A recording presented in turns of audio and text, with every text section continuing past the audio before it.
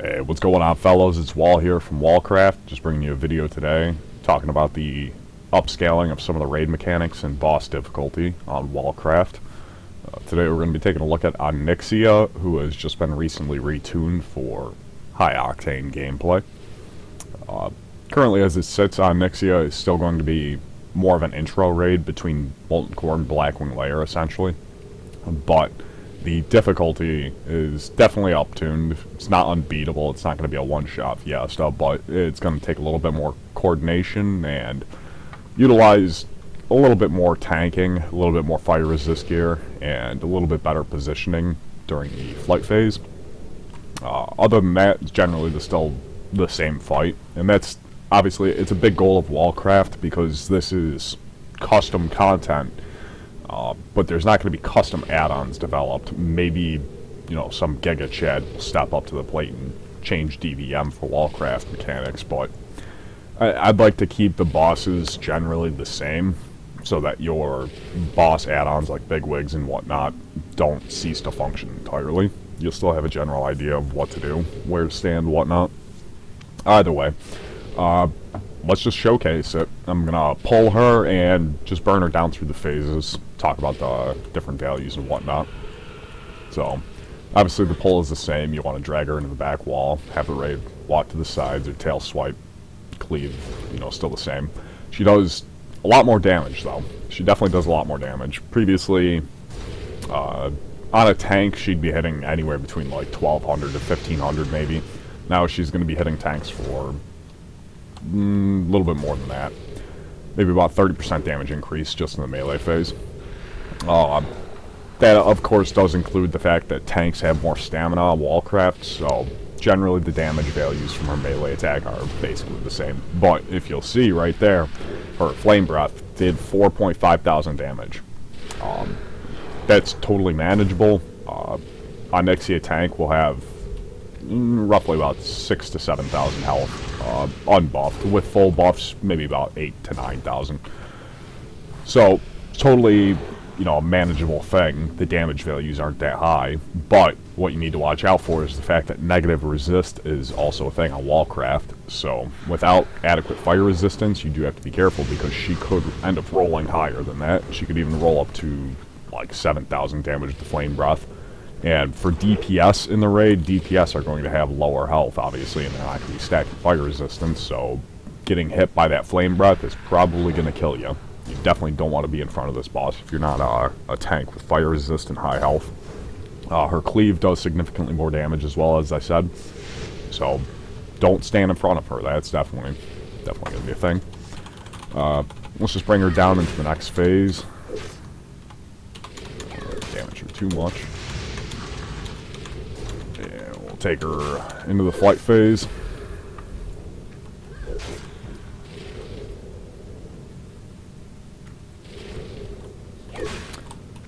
Now, the way that it's designed, you'll see that there's these two little ridges right in the middle. Let me turn down my speed a bit. You'll see that there's these two ridges in the middle of her caves. This is between the two whelp spawns. The whelps now do fireball attack, in addition to the basic melee. So they now launch a fireball attack. Fireball does between 400 to 450 damage, approximately. 400 to 500, you can say. That's pretty brutal. Getting hit by 10 of these whelps at the same time is going to be a lot of damage. You're going to want to have tanks with some fire resist gear. Primarily your main tank and your off tanks. Now, typically, when you do Onyxia, you only need one tank. It's not going to be particularly the case on Wallcraft here. Let me clear up these whelps. Hey, little bastards. Yeah, so as you see, they have mana bars. They can cast like maybe like 7 to 10 fireballs before running out of mana. And then they move in for melee. If you stand between these two spikes, and you have aggro, they'll all pull towards this spot. So having like a healer stand right in here and drawing aggro on them, like a paladin healer would be really good, or a shaman healer, or even a resto druid or disc priest. Anything that can draw some healer aggro, pull these whelps onto the spot, and then have the tanks, one tank on each side. You can tank it, solo tank all the whelps if you have enough fire resistance, but you definitely want fire resistance. You're going to be taking a lot of damage from them simultaneously. So I would suggest having overall 3 tanks, maybe 4, for this encounter. Let me damage her down a bit. Okay, we got Deep Breath coming in. Now, as you see, as the Deep Breath launches, 3 Guardians spawn. Basically the same guys that are at the gate. 3 of them spawn, 1 from each side, 1 from the entrance, 1 from each side there. And they run down into the middle and aggro anybody in the raid there.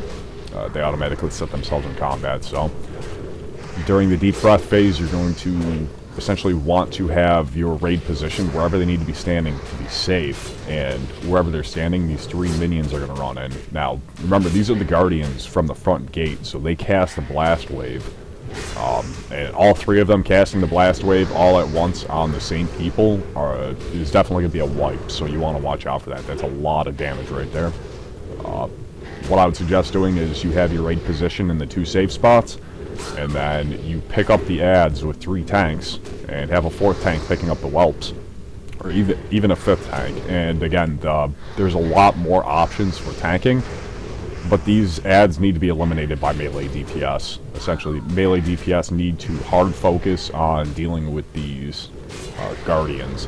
What I would suggest doing is having Arms Warrior with axes and cleave deal with the whelps. They can deal with the whelps very effectively as melee.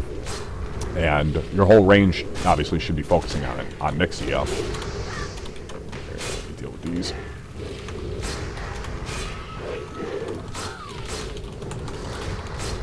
There we go. So obviously you want your range to be dealing with Onyxia. Having your biggest cleavers, like your Arms Warrior or anybody who can deal like significant cleave, a Bear Druid, something like that, have them deal with the whelps. And then with the Guardians, have your big pumpers, you know, your rogues, your Fury Warriors, Paladins, Enhancement Shamans and Ret Paladins, like any of the melee that can just pump big single target DPS, have them sit on the Guardians and try and burn them down as quickly as possible. I would split the raid into 3 different groups who are handling them, so that they don't have to all run around. They don't have to die very quickly, but they do have to die relatively quickly. They have the same amount of health and stats as the other ones, so hopefully, if you're unlucky, you might eat 2 deep breaths within the same like 20 to 30 second period. That's when you have to be worried, because the Guardians are, again, they're a nuisance there. But typically, it's like a deep breath every 30 seconds, every 40 seconds, sometimes even higher. You can see the last one was pretty long time. So once you've dealt with the flight phase, and again, big part is having a balance of ranged DPS to burn down the boss and get it to the next phase, and physical DPS that can deal with the Guardians. The Guardians that spawn likely will have high resistances, so that they need to be dealt with by melee, and you can't just bring, 40 ranged DPS and have them all switch. This creates a better balance for the raid, and previously in default vanilla, the best Onyxia comp is pretty much just 25 frost mages, and don't need to worry about nothing else. And being a melee DPS on Onyxia is kind of shit, so this creates a lot better of a raid balance, and gives you a lot more incentive to bring melee classes. Either way though, we're going to take her down into the ground phase.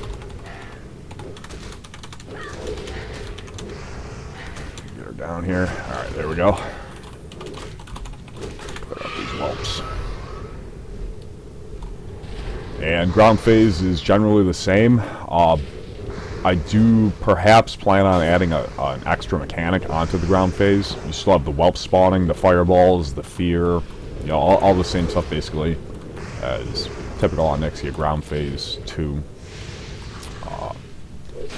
I have considered adding perhaps like some sort of bomb mechanic or something that's spawning, you gotta watch out. Don't move close towards it. But due to the fear, I'd rather not have anything that would penalize players for bad positioning in Phase 3. Getting feared into a bomb always feels bad. It's not really fun gameplay. So perhaps I'll look into another mechanic though. just ramp up the difficulty a little bit for Phase 3. But personally, I don't think that Phase 3 should be the challenging part. It should be Phase 2, and then Phase 3 is like, oh, do we have enough people to finish this thing? After the flight phase. A big thing, too, in Wallcraft is Onyxia. She's got a lot more health. It's going to be a lot longer of a fight. But in Wallcraft, the way that resurrection in combat works, basically you can resurrect people in combat with a 10-second cast, provided you're not taking damage. Druids don't suffer pushback from their resurrection, obviously, and with talents it has no cooldown, it just has a casting time of 10 seconds. Paladins can bubble to res, shamans can use their rebirth totem, or reincarnation totem, to keep people alive during the flight phase, and as well they can, you know, cast along with priests, hard cast, or res. As long as they don't take any damage for 10 seconds, it won't be interrupted. But that means like fights last a lot longer, and they're a lot more attrition based for a big raid boss like this. It's not just go in and slap her ass for 40 seconds and kill her. It's gonna be, you know, 7-minute slugfest, 8-minute slugfest, where 2 or 3 or 4 or 5 people who die during the flight phase, and now it's Phase 3. Well, if you've got a healer or 2, or let's say like a rep paladin or a prop paladin who's not tanking right now because, you know, you brought 4 tanks to the raid and you only need, you know, 2 at this point, 3 at this point, they can start rezzing people, and they might get 1 or 2 people or 3 people back up by the end of the flight phase. But ooh, Gamer just finished the Moonglade part of the scepter. Cool. Alright, well, we're gonna kill her and see what she's got. I want to go check that out. But yeah, that's Onyxia. Ooh, nice enhancement shamanry. That's really nice. Yeah, that's Onyxia, the new Onyxia. The whelps are definitely a fucking motherfucker. Let me just get rid of them, actually. And, of course, for the loot is generally the same, but there's been a few pieces that have been upgraded, namely the Ancient Cornerstone Grimoire is currently the best summon object in the game. Now, if you remember from the last video, we talked about the Guardian summon reworks that we did. The summons from Guardian items like this, like the Defender of the Timbermaw, or the Dog Whistle from SM, or this Ancient Cornerstone Grimoire, they last 10 minutes, and they all have a shared 10-minute cooldown. So it's a very good meta now. Obviously, it's part of the game now to have one of these items, whatever is the best one really that you can obtain, and to use it. You know, you have a little Guardian that you can summon. He'll last for 10 minutes. They die very easily, but they last for 10 minutes with a 10-minute cooldown on summoning them. And Guardians, depending on their tier, will have various different effects. White items, like the glowing cat figurines, or any of the engineering white items, like the Compact Harvest Reaper, those get consumed on use. Green Guardian summon items do not get consumed on use, so like the Dog Whistle from SM no longer has charges. They only have basic attacks, though, the green and the white ones. The rare, the blue ones, they have 1 spell in addition to having no charges and being able to be resummoned repeatedly every 10 minutes. So the blue ones have 1 spell, and then Epic tier, of course, have 2 spells. I haven't added a second spell to the Whelp yet, but the Ancient Cornerstone Grimoire no longer shares the same effect as Book of the Dead from Stratholme. Previously, they actually had the exact same Summon Skeleton spell, so it was kind of lame that you would basically the same offhand from Strat as you did from Onyxia. So I gave it a little bit of a unique effect on Wallcraft here. Instead of summoning a skeleton, you summon one of the whelps. And he's a real bastard. Yeah, he's really strong. Let me go pull one of these whelps and let you take a look at. I think they're actually really fire resistant though, so we'll see.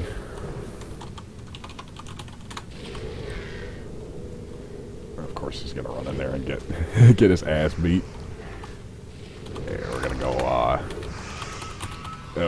we're gonna go GM Island and actually test it.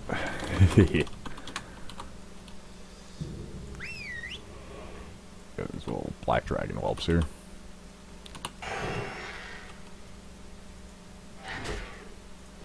And he'll do the fireball attack as well, and a basic melee attack. And I'll probably add maybe, I'd like to add some little mini deep breath effect to this guy too, to where he'll fly in a straight line and leave a trail of fire that damages any enemies standing on it. But I gotta see what I want to do with it, really. So, yeah, there's a lot of possibilities. A lot of fun stuff we can do with this little summon system. A lot of different abilities we can add in there. Either way, that's pretty much all I want to talk about for the Onyxia fight. Good luck, and you're going to need it.